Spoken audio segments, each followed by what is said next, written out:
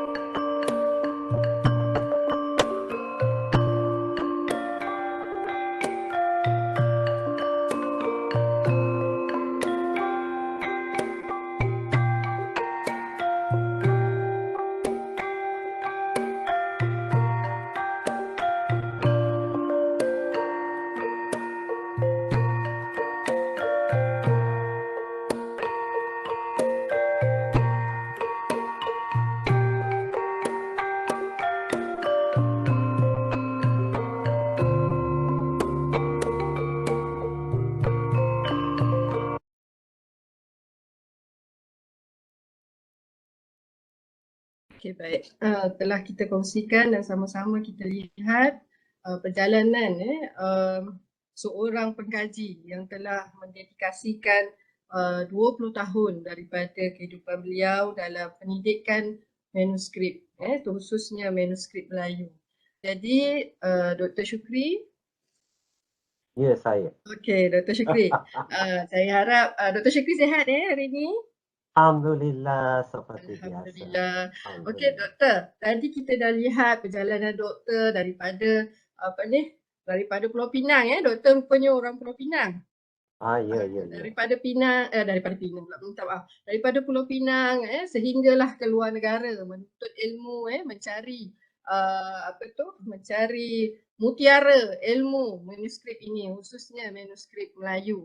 Jadi, doktor, boleh tak doktor kongsikan bagaimana doktor sendiri daripada kita lihat latar yang sangat jauh daripada manuskrip atau manuskrip Melayu, bagaimana doktor boleh jatuh cinta? Bagaimana doktor boleh jatuh cinta dalam bidang manuskrip ini, khususnya manuskrip Melayu? Silakan doktor. Okey, terima kasih Dr. Rosmawati, Ketua Pusat Penyelidikan Manuskrip Alam Melayu. Alhamdulillah wa syukurillah, saya berdidik atau bermula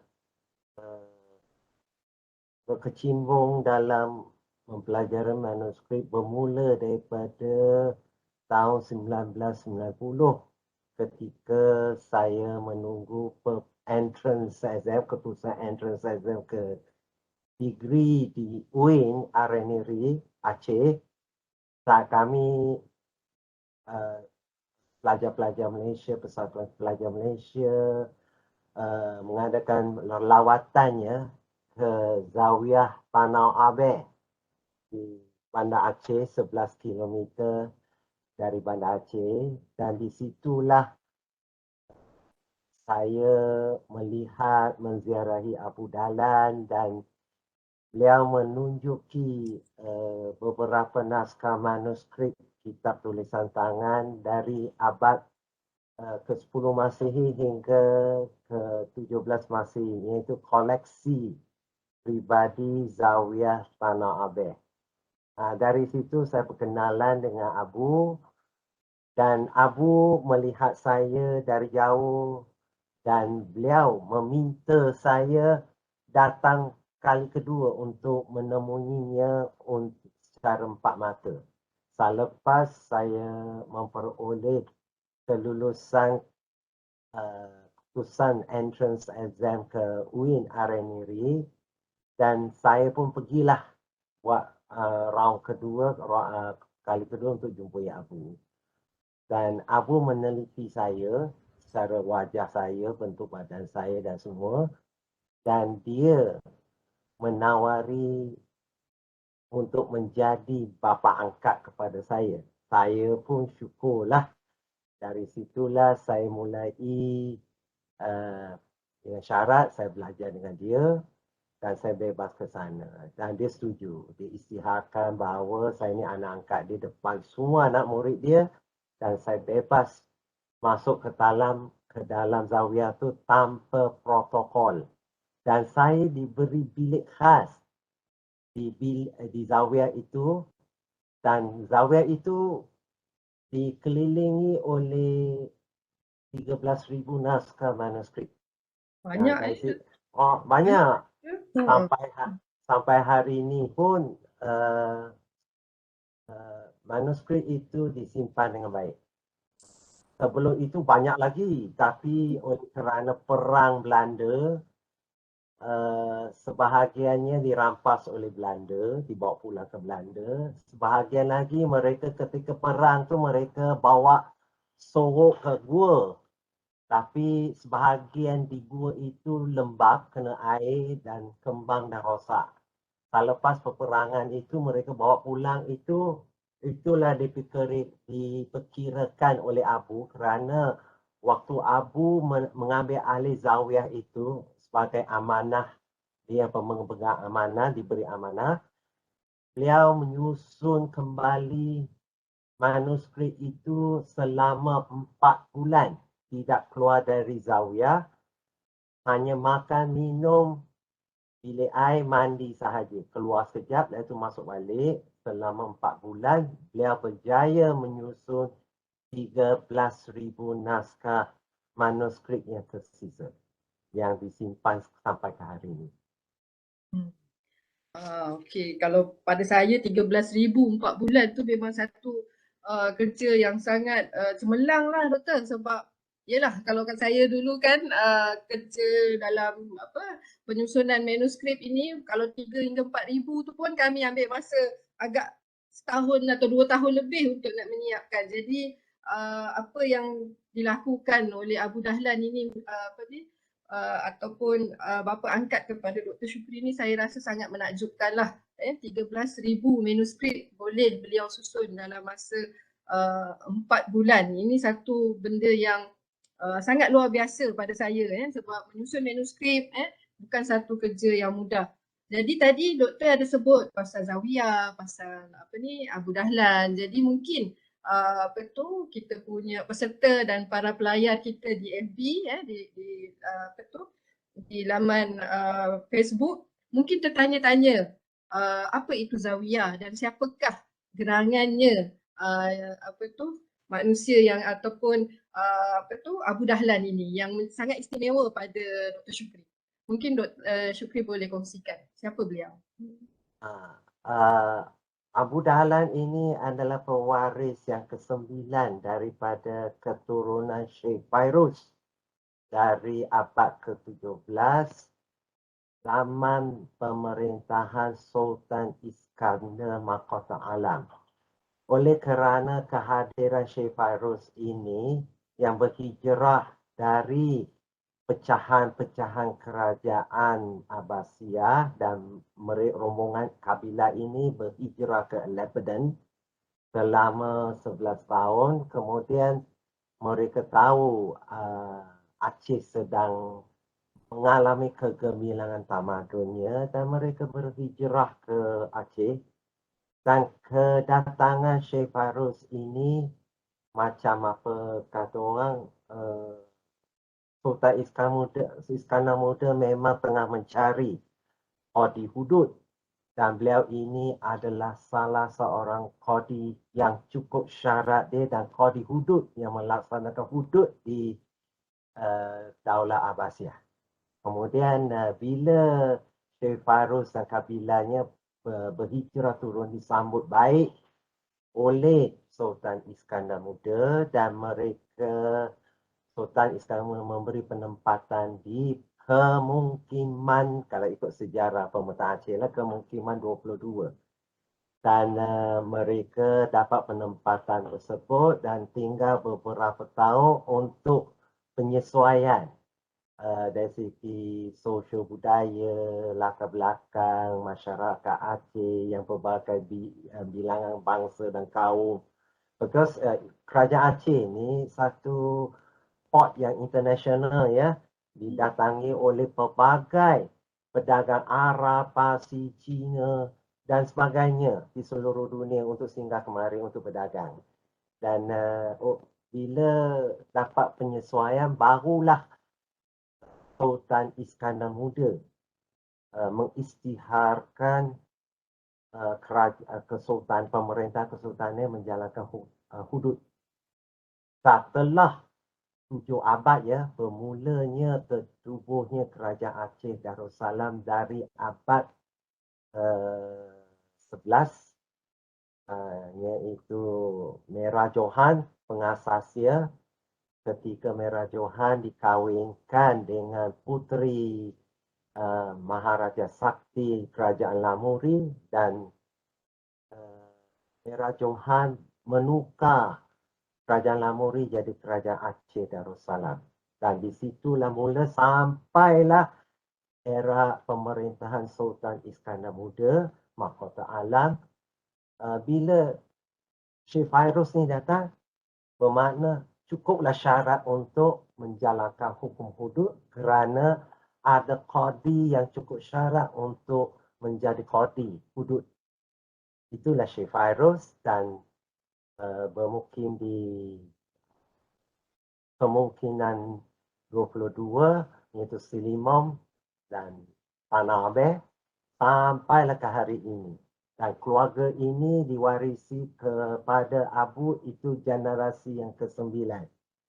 Dan sepanjang Syekh Fairuz, Syekh Nayan dan sebagainya itu keturunan mereka ni ahli manuskrip, menyalin kitab, menulis kitab, menyebar kitab.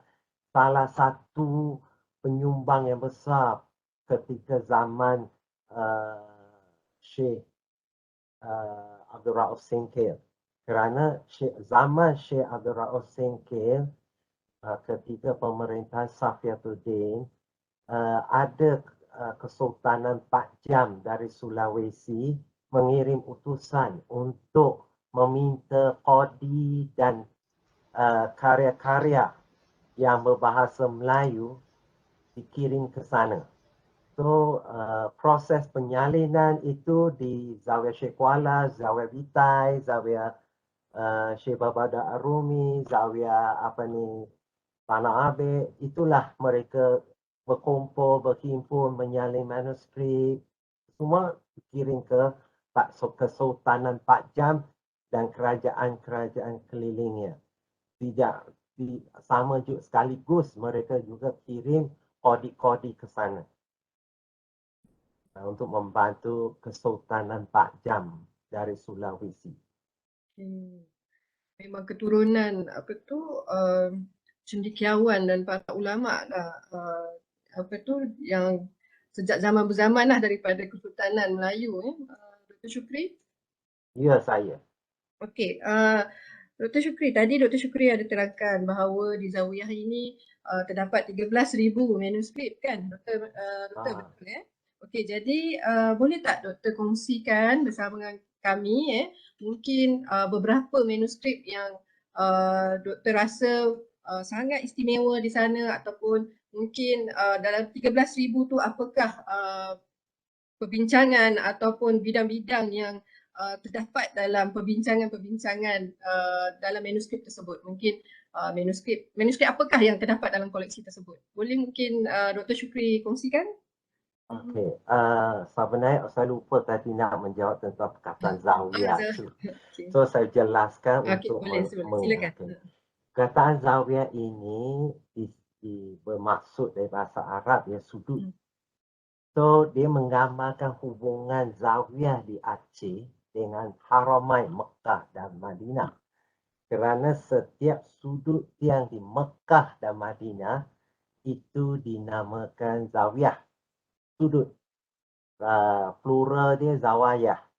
Di situ bermulanya baginda Rasulullah SAW menyampaikan ilmu dari salah satu sudut yang kemudian dikembangkan kepada para sahabat, tabi'in dan tabi'in di setiap sudut yang di Haramain. Situnya berlakunya hubungan, ya, menyatakan bahawa alam Melayu ini, orang Melayu ini memiliki jati diri, ilmunya, sanadnya yang kokoh, yang lengkap. Bukan dari mana-mana, tetapi direct to Haramain. Perkataan itu sendiri. Sebab itu, saya ada buat satu kajian setelah PhD, iaitu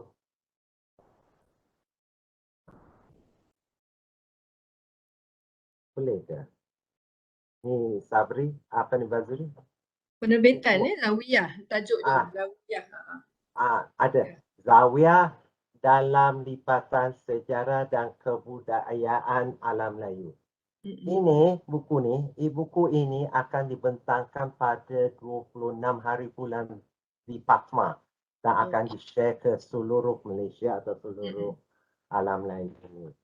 So, saya tulis kitab ini ialah melihatkan bahawa institusi ilmu, institusi dakwah yang pertama di alam Melayu itu adalah Zawiyah.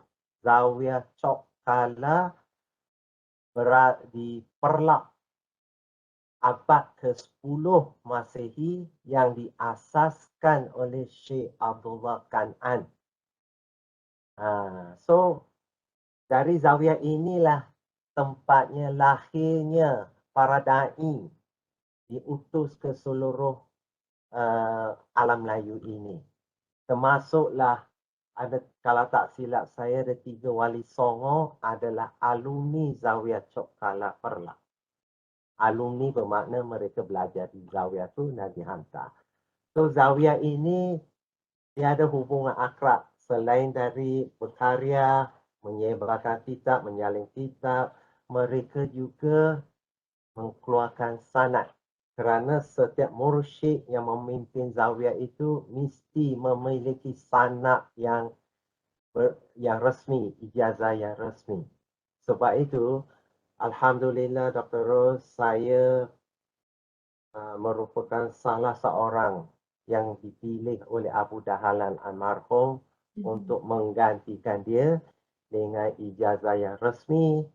Beliau mengamanahkan saya untuk keluarkan semua sanad. Hari ini kajian-kajian manuskrip saya dengan anak-anak saya, master, PhD semua, mereka semua bersanad, ijazah resmi. Kerana kita ambil yang tradisional tu diaplikasikan ke sistem yang sekarang ni. Tapi Alhamdulillah anak-anak tu semua berkaliber dan boleh menerima amanah sanad, mengembangkan ilmu, dakwah dan sebagainya. Alhamdulillah. Mungkin doktor boleh kongsikan tentang koleksi manuskrip tadi sebelum saya ke soalan seterusnya. Okey. Manuskrip di Tanah Abed itu ada 13,000 naskah. Tetapi telah dikatalogkan oleh Profesor Dr. Fathur Rahman dari UIN Syarif Hidayatullah Jakarta. Beliau bawa rombongan daripada Tokyo untuk buat kataloging. Waktu itu saya tak ada di tempat. Saya bertemu cuma berselisih saja.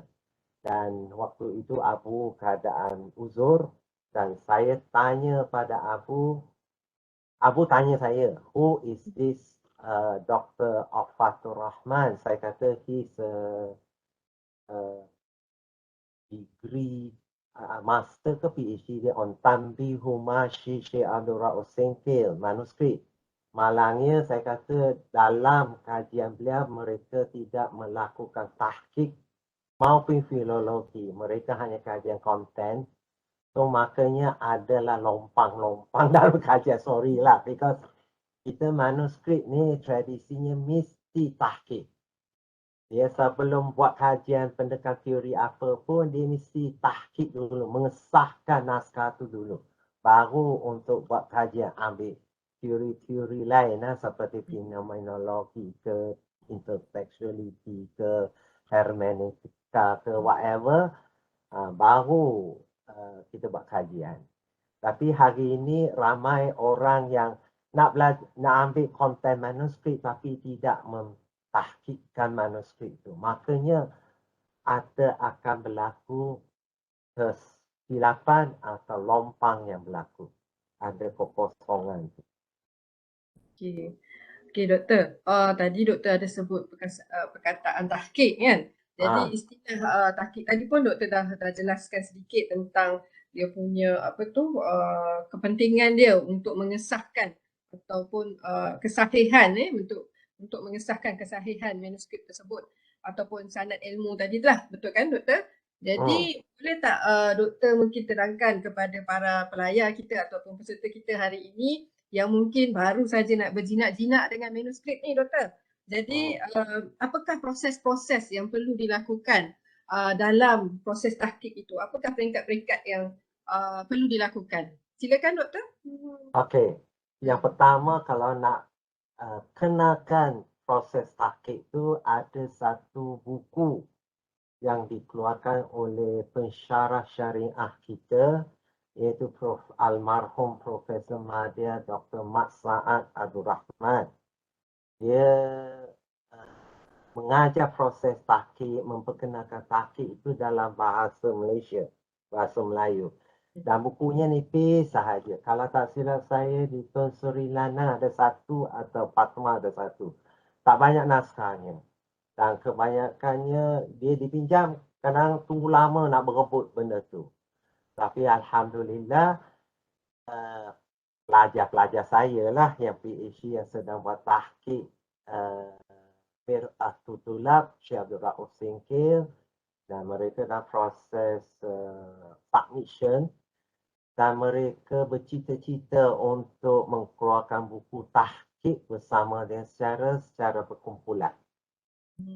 Mereka dah praktek, mereka dah faham, dan mereka akan buat satu buku lanjutan atau lebih terperinci daripada buku yang dikeluarkan dalam bahasa Melayu oleh almarhum Profesor Dr. Mat Sa'ad Abdul Rahman.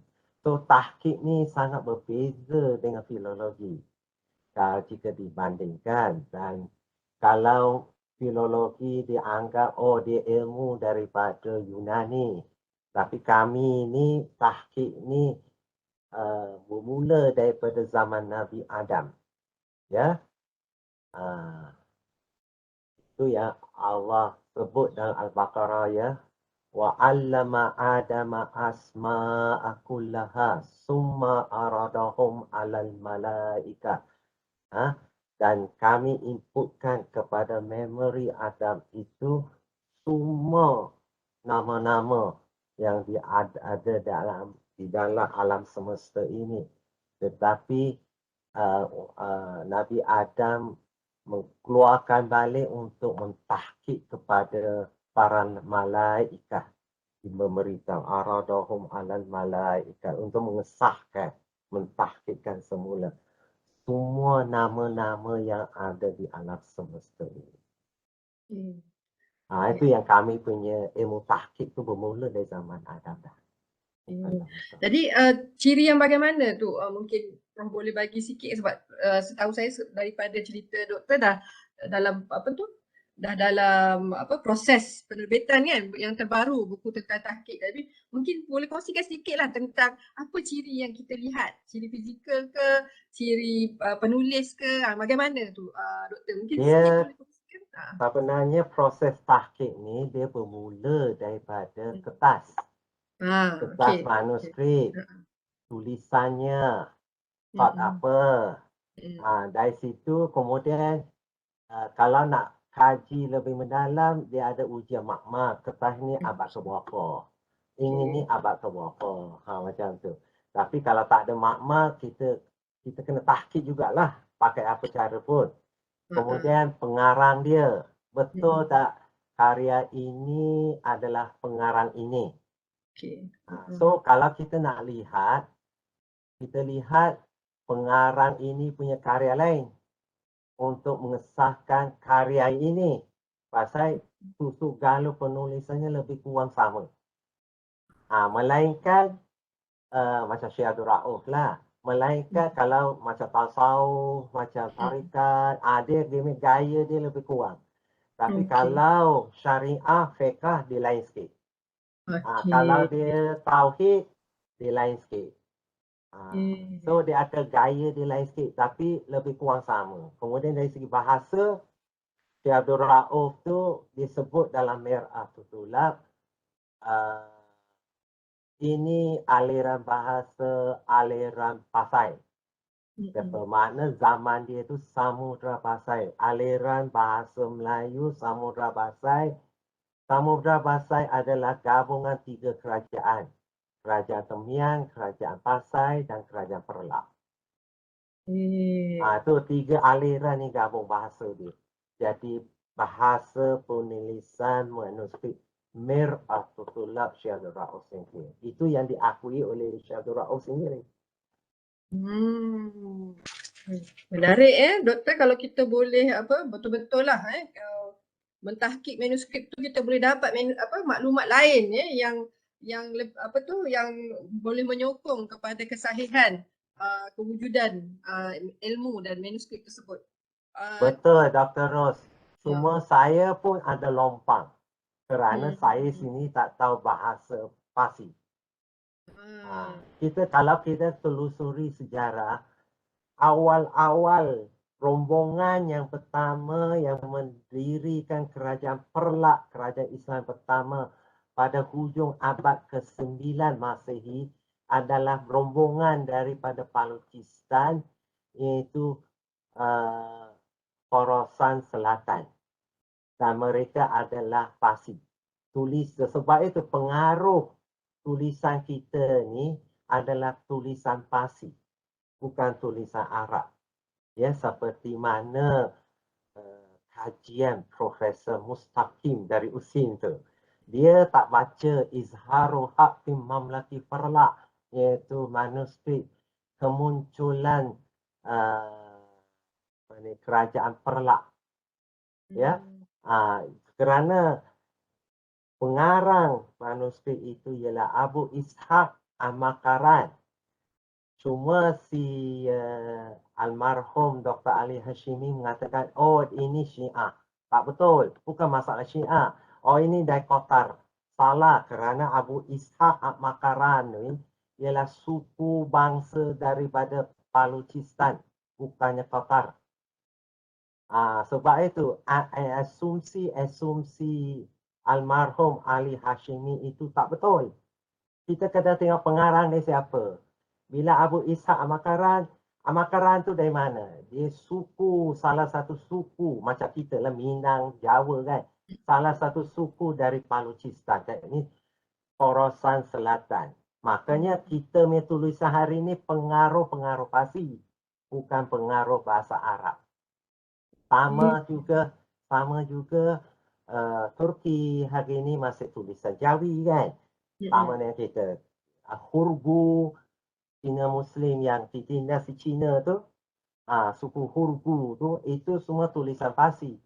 Termasuklah Uzbekistan, Turkmenistan, Apatan yang di utara, Silk Road tu, itu semua dominan tulisan Jawi, iaitu tulisan Parsi.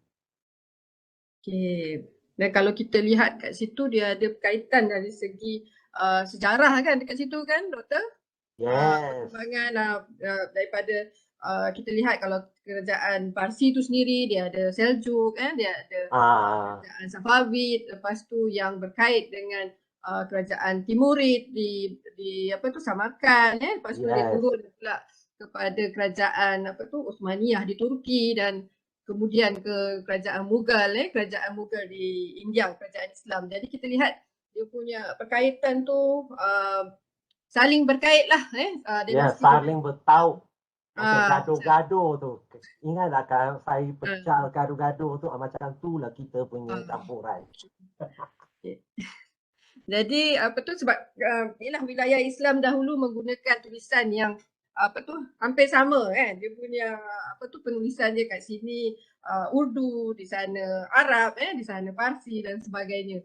Jadi Doktor, tadi Doktor dah terangkan tentang tulisan. Jadi yang kita nak tahu sangat ni lah untuk para para peserta sekarang ni yang menyertai kita, mungkin nak tahu sangat tentang bidang doktor dalam pendidikan manuskrip ini.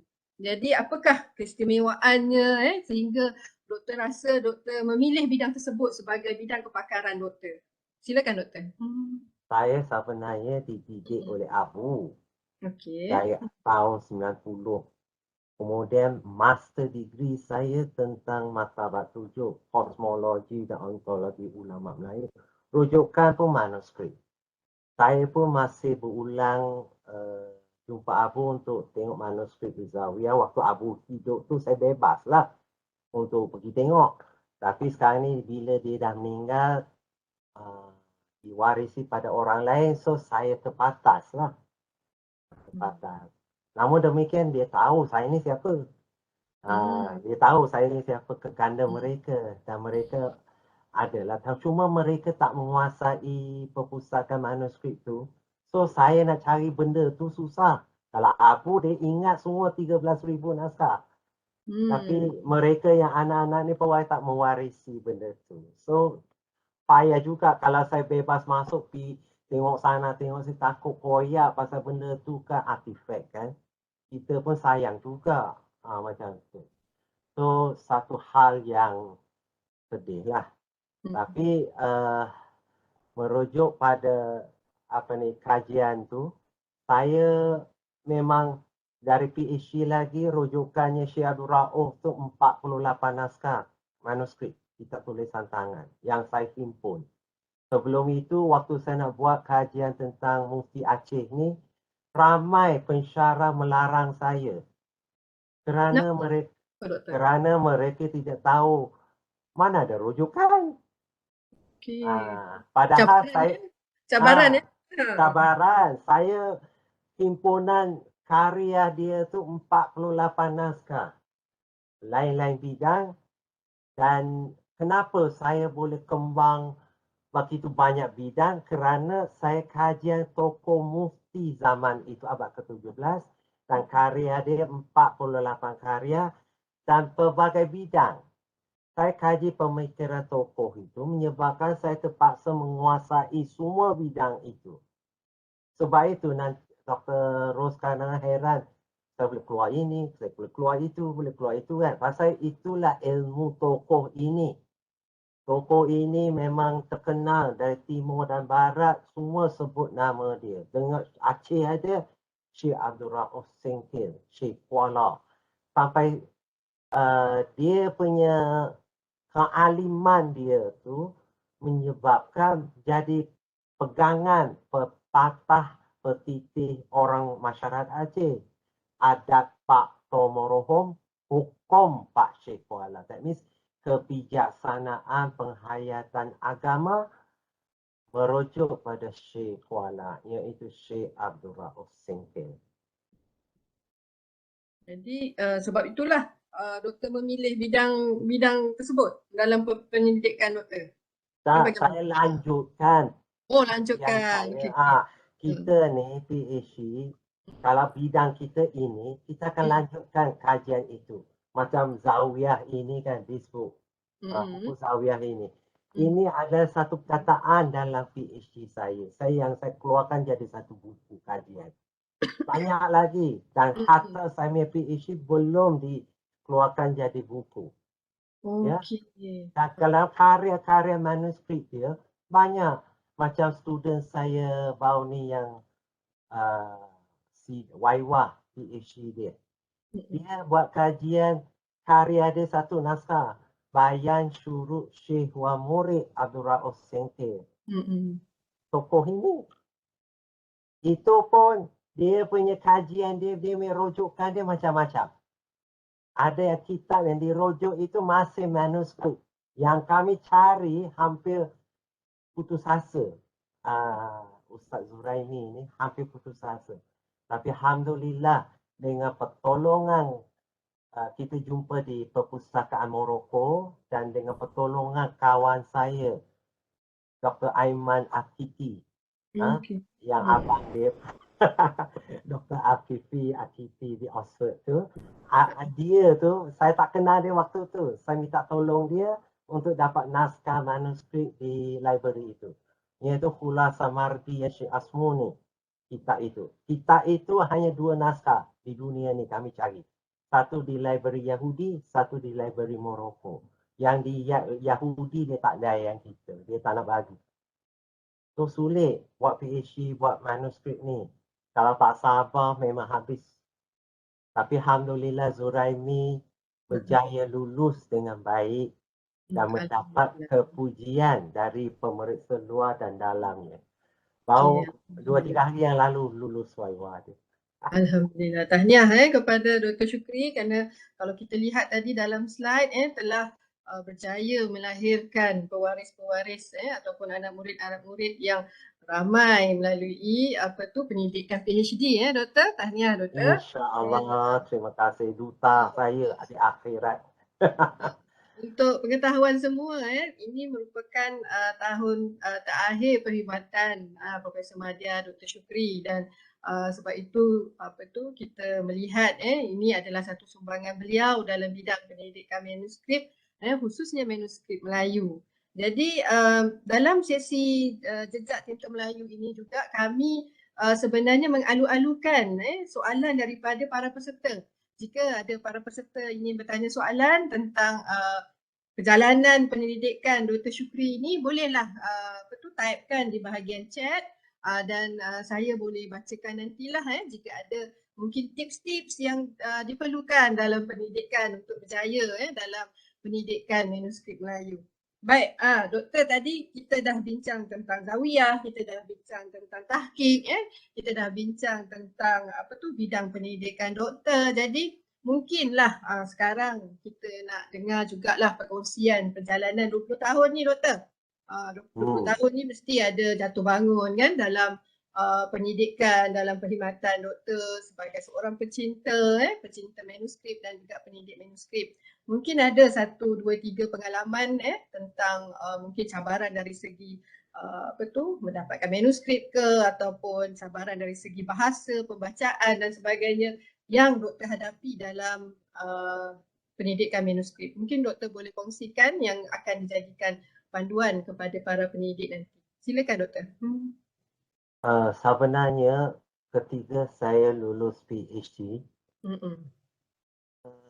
saya cuba cari sebuah naskah manuskrip guru Syekh Abdul Rauf di Madinah, iaitu Syekh Ahmad Pushashi.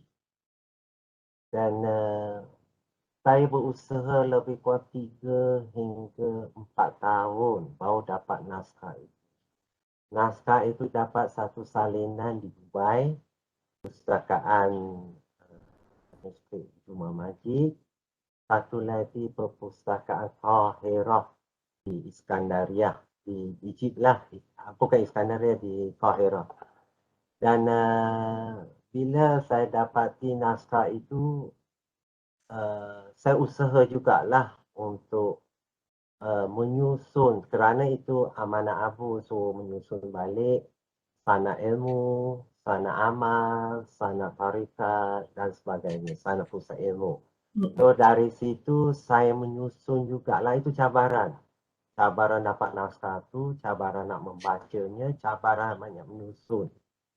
Saya dapati bahawa dalam tarikat Syataria yang dipegang oleh Syekh Abdul Rauf Singki itu, terdapat semua tarikat sanadnya dimasukkan ke dalam tarikat Syataria. Dan itu saya susun itu lebih daripada 7-8 tahun seorang. Dan alhamdulillah saya sudah buat pemetaannya dari segi macam sanad tauhid, sanad Syafi'i, apa mazhab Syafi'i, dan sanad juga tarikat dan sebagainya. Akan datang tengah ini.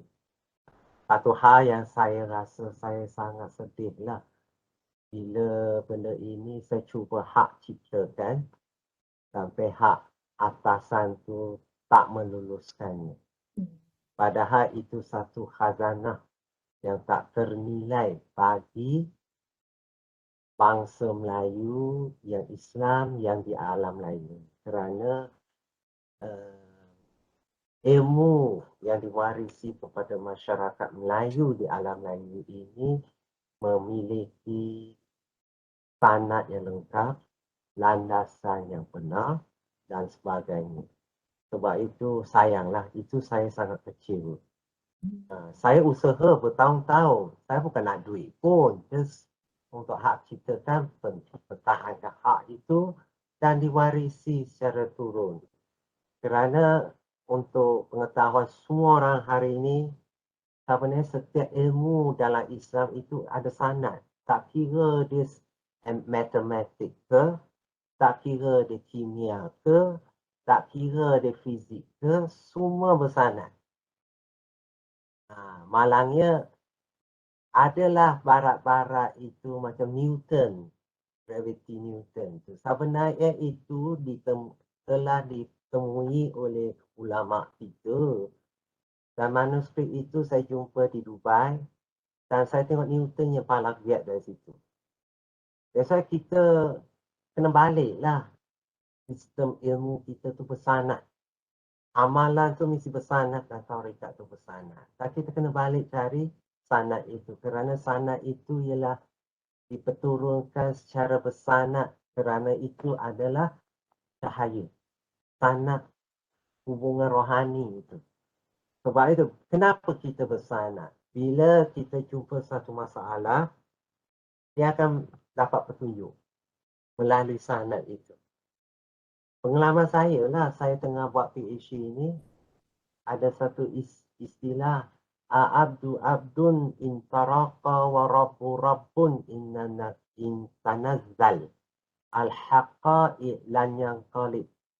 Itu disebut oleh Syekh Abdul Rauf dalam kitabnya. Tapi kita nak tahqiq balik ini statement siapa? Saya puasa berbulan-bulan untuk nak dapat jawapan tu. Tahajud. Akhirnya hati saya suruh saya ke Tun Sri Lanang, perpustakaan Tun Sri Lanang, pergi ke bahagian koleksi Islam tu. Sampai satu rak tu, saya terpegang satu kitab. Dan saya buka betul-betul halaman tu. Al-abdu abdun intaraka wa rabu rabun intanazzal al-haqqa ilah. Bila tengok-tengok kitab tu, Syekh Abdul Karim Al-Jili, insanu kami. Rupanya Syekh Abdul Rauf tu merujuk pada kitab ni. Tengok betapa kita kata kita ilmu kita ni kena bersihkan hati, kena dekat dengan Allah, ya, supaya Allah memberi petunjuk. Ilmu ini bercahaya, ilmu ini bersih, ilmu ini cahaya. Itu aja. Al-ilmu nurullah la yahdi li ashi. Itu kata Imam Al-Ghazali rahimahumullah. Baik. Kalau kita lihat satu lagi yang mungkin mungkin doktor boleh kongsikanlah bagaimana doktor menguasai bahasa sebab contohnya kat dalam bidang pendidikan doktor seseorang bukan sahaja patut menguasai bahasa Melayu tetapi bahasa Arab juga. Doktor juga sangat fasih dalam bahasa Arab dan saya kira doktor juga mungkin boleh memahami beberapa bahasa yang lain yang mungkin saya tidak arif tentang mungkin dialek-dialek dan lainnya. Jadi boleh tak doktor jelaskan kepentingan penguasaan ilmu ini juga, ilmu bahasa ni dalam pendidikan manuskrip. Contohnya macam yang mungkin berminat nak buat pendidikan tentang manuskrip agama kan, yang mungkin melibatkan istilah-istilah dalam bahasa Arab dan sebagainya kan. Jadi mungkin doktor boleh kongsikan kepentingan penguasaan bahasa juga dalam pendidikan manuskrip. Silakan doktor. Sebenarnya menguasai bahasa tu memang betul, ya. Cuma kita sentiasalah berdampingi oleh ensiklopedianya. Saya pun tak tahu mana pun. Tapi doktor boleh ni kan menguasai manuskrip yang ditulis dalam bahasa. InsyaAllah sikit-sikit kan. Tapi bila kita merojek, kemudian kita sentiasa kena bangun tahajud lah, banyak bertaubat lah, banyak istighfar macam tu. Kerana cahaya petunjuk Allah ini dibuka, bukan melalui bahasa, tapi melalui jalan yang ditunjuk. That's why macam saya minta Asum tu Majid tu. Bertahun-tahun tu saya minta. Dan saya cari merata dunia. Padahal kita banyak lagi manuskrip yang perlu dikolek dari India, dari Parsi. Pasal kita punya sanad kita banyak ke sana. Ke koleksi India tu banyak belum dihapuskan ketimbang dengan Saudi. Saudi itu benda yang pelik-pelik, dia kata bid'ah, dia bakar habis. Padahal dia tak boleh buat. Dia tak boleh buang kerana benda itu ada khazanah, perlu dikaji. So bahasa ini saya bolehlah macam bahasa lokal Aceh saya dengar saya faham tapi memang jauh terbalik. Pasal saya setiap hari duduk dengan mereka, makan lauk mereka, kuih mereka, kopi mereka kan. So setiap hari tu tengok dia bergaduh, bertengkar, berlawak. So kita belajar dari situ, environment tu. So kalau di Aceh tu dia ada banyak bahasa lokal. Bahasa Gayo, bahasa Gayo Nias, bahasa Gayo Alas, bahasa Jameh. Jameh yang Minang kita boleh faham lah. Jameh yang pekat-pekat tu, susah. Ya, tapi kena dengar. Tiap-tiap hari dengar. Tiap-tiap hari berkomunikasi. Supaya kita... Adakah bahasa ni, doktor, minta maaf. Adakah bahasa ni digunakan dalam manuskrip, doktor? Kalau Yes. contohnya tulis Jawi kan tapi bahasanya bunyi dia lain. Ada tak doktor? Ya, betul. Hmm. Kalau macam Mir atau Tulab, student saya, Ustaz Razif, Al-Yasa dan juga Ustaz Syahrul kan. Mereka pening, kata istilah apa ni? Saya kata rujuk pada kitab Batak, kitab Minang, kitab apa lagi. So dia jumpa benda tu. Oh ini pengaruh Minang, ini pengaruh Aceh, ini pengaruh apa. So tak ada kitab lagi macam Gayo tak ada diary. This Jawa so tak ada diary. So sebenarnya masih ada kekurangan waktu saya menyelia mereka. Kemudian kita tak menguasai Parsi. Sudah pasti ada pengaruh Parsi kerana Islam datang melalui Khorasan, Baluchistan. So sudah pasti banyak istilah dalam bahasa Parsi. Sebab itu, pusat kajian manuskrip Dr. Ros, kita perlu ada pakar bahasa Jawa, pakar bahasa lokal lah. InsyaAllah Dan kita bahasa cari. Parsi.